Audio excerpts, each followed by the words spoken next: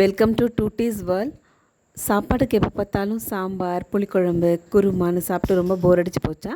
அப்போ கண்டிப்பாக இந்த ரெசிபியை ட்ரை பண்ணி பாருங்கள். ரொம்பவே டேஸ்டியாக அண்ட் சூப்பராக இருக்கும். இந்த ரெசிபி மெயின் டிஷ்ஷாகவும் யூஸ் பண்ணிக்கலாம், சைட் டிஷ்ஷாகவும் யூஸ் பண்ணிக்கலாம். ரொம்பவே நல்லா இருக்கும். பூசணி கூட்டு வாங்க எப்படி செய்கிறதுன்னு பார்க்கலாம். ஒரு பேனில் 3 ஸ்பூன் எண்ணெய் ஊற்றிட்டு 1/4 ஸ்பூன் கடுகு, ஒரு பெரிய வெங்காயம் கட் பண்ணி வச்சதை நல்லா டிரான்ஸ்பரண்ட் ஆகிற வரைக்கும் வணக்கிக்கோங்க. அது கூடவே ஒரு பெரிய தக்காளி வதங்கிறதுக்காக கொஞ்சமாக உப்பும் மஞ்சத்தூளும் ஆட் பண்ணியிருக்கேன். உங்களுக்கு கூட்டு வெள்ளையாக வேணும் அப்படின்னா நீங்கள் மஞ்சத்தூளை ஸ்கிப் பண்ணிக்கலாம். நான் இன்றைக்கி மஞ்சத்தூள் போட்டு தான் பண்ணியிருக்கேன். ஸோ மஞ்சத்தூள் போட்டதுக்கப்புறம் கொஞ்சம் தக்காளி நல்லா வதங்கும். தக்காளி ஆக்சுவலாக நல்லா குழைவாக வேக வச்சுக்கோங்க. அப்போ தான் டேஸ்ட் நல்லா இருக்கும். சில பேர் பார்த்திங்கன்னா வெங்காயம், தக்காளி, காய் எல்லாத்தையும் ஒட்டுக்கா குக்கரில் வச்சு விசில் விட்டுட்டு பருப்பு கூடவே சேர்த்து மிக்ஸ் பண்ணிப்பாங்க.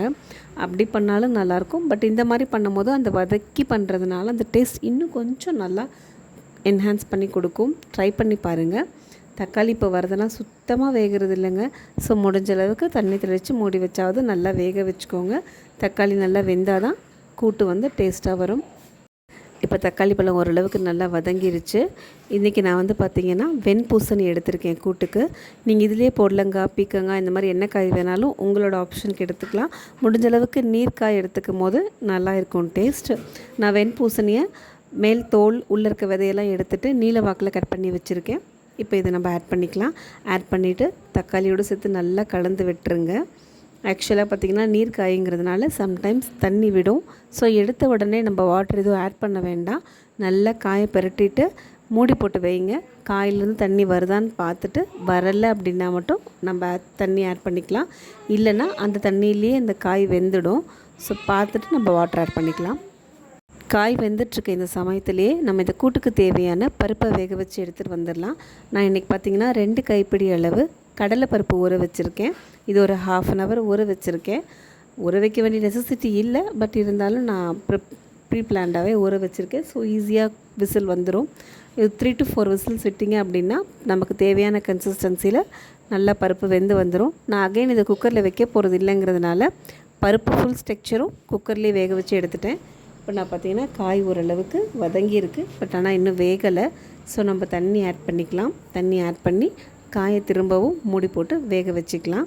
காய் வெந்ததுக்கப்புறம் பருப்பு ஆட் பண்ணால் போதும். இப்போ நான் தண்ணி ஊற்றி காயை மூடி வச்சிடுறேன். இந்த ஸ்டேஜில் நீங்கள் வேணும்னா சீசனிங் செக் பண்ணிக்கோங்க. சால்ட் இதில் ஓகேவா இருக்கா அப்படின்னு சொல்லிட்டு. நம்ம இதில் காரம் இன்னும் ஆட் பண்ணலை, அதை இப்போ ஆட் பண்ண மாட்டோம், ஃபைனலாக தான் ஆட் பண்ணுவோம். ஸோ இப்போ இதை ஒரு மூடி போட்டு நல்லா ஒரு 5 minutes காய் வேகிற அளவுக்கு விட்டுடலாம். பிஞ்சு பூசணி தான் வெந்துடும். இப்போ நல்லா வெந்ததுக்கப்புறமா நம்ம வேக வச்சுருக்க கடலைப்பருப்பு இது கூட ஆட் பண்ணிக்கோங்க. ஆட் பண்ணிவிட்டு நல்லா மிக்ஸ் பண்ணிவிட்டு திரும்பவும் ஒரு 5 minutes லோ ஃப்ளேமில் வச்சுக்கலாம். ஏன்னா அந்த கடலைப்பருப்பு பார்த்திங்கன்னா அந்த கூட்டோடு சேர்ந்து அந்த காயோடு சேர்ந்து பருப்பு காயெல்லாம் சேர்ந்து வேகும் போது அதோடய டேஸ்ட் நல்லா இருக்கும். ஸோ நல்லா வேக வச்சு எடுத்துக்கலாம். ஒரு 5 minutes பார்த்திங்கன்னா தண்ணியெல்லாம் ட்ரை ஆகி நல்லா கெட்டியாக கூட்டு நம்ம தேவையான கன்சிஸ்டன்சிக்கு வந்திருக்கு. இந்த ஸ்டேஜில் இதுக்கு ஒரு மசாலா அரைச்சி ஊற்றணும்.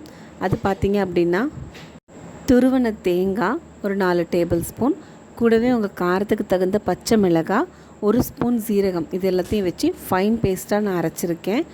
நீங்கள் வேணும் அப்படின்னா பொரியல் சைட் டிஷ் பண்ணுற மாதிரினா குறகுறப்பாக அரைச்சி போட்டால் கூட நல்லா இருக்கும். நான் சாதத்துக்குங்கிறதுனால ஃபைன் பேஸ்ட்டாகவே அரைச்சிருக்கேன்.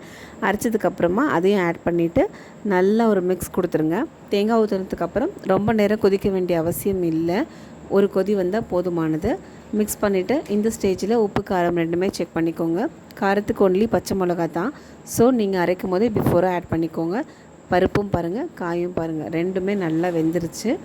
ஸோ இந்த ஸ்டேஜில் இன்னொரு கொதி விட்டதுக்கப்புறம் நம்ம இதை இறக்கிக்கலாம். ரொம்பவே சூப்பரான டேஸ்டியான சிம்பிளாக செஞ்சிடக்கூடிய வெண்பூசணி கூட்டு ரெடி. தேங்க்யூ.